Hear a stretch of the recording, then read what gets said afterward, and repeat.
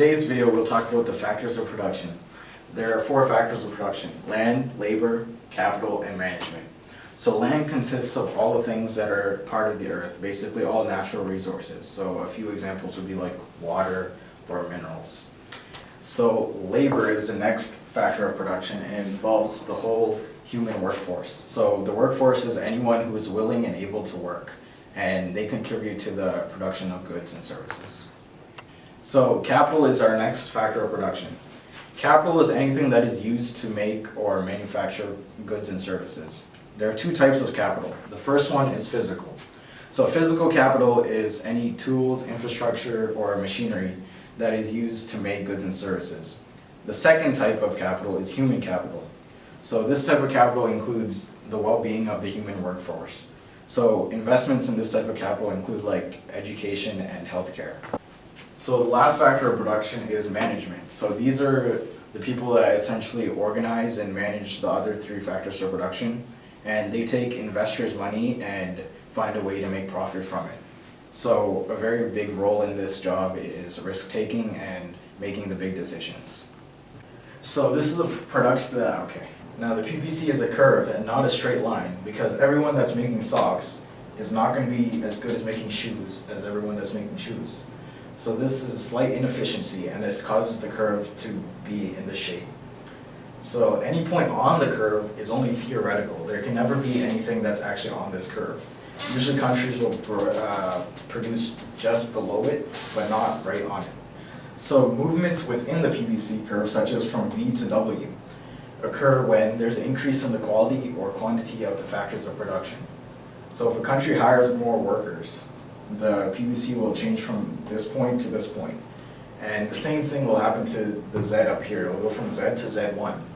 But this is only the possible outcome, not the actual outcome, which is within the PPC. So any country that increases their factors of production, whether in quality or quantity, will increase this curve from, let's say, X to X1 and Y to Y1. However, this is an actual output, which would be V to W. Utility is the measure of the total pleasure or satisfaction that you get from consuming a product. There's 2 different types of utility: total utility and marginal utility.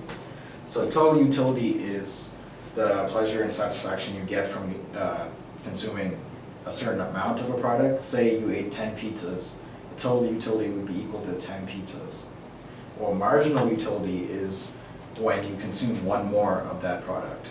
So let's say you eat 1 pizza, you're going to be full, so when you eat the next pizza, it's going to be less satisfactory to you, and so on. So once you get to the 10th pizza, it's going to have less utility than the first.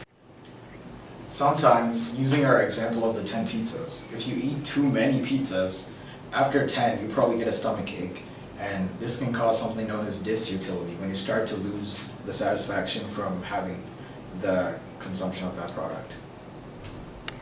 Now let's look at microeconomics versus macroeconomics. So microeconomics focuses on interactions between 2 individuals or a company and a firm. So this would be like me going and buying something from one of my friends. That's microeconomics. This deals with supply and demand on a smaller scale and things like that. Macroeconomics, however, deals with a whole economy, such as aggregate demand and aggregate supply, which are supply and demand, but for the total number of products in that country. And they also deal with things such as interest rates and unemployment rates. One of the important models that you're going to need to remember is the circular flow of income model. So the 2 sides of this model are households, which are individuals and people, and firms, which are the big companies that hire them.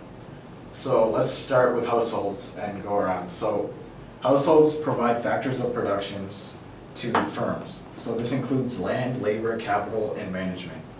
In return for those factors of production, firms supply rent, wages, and interest and profits back to the households. This helps the households buy goods and services from the firms, and in exchange for those goods and services, there's expenditure to the firms. And this is how money moves around the economy.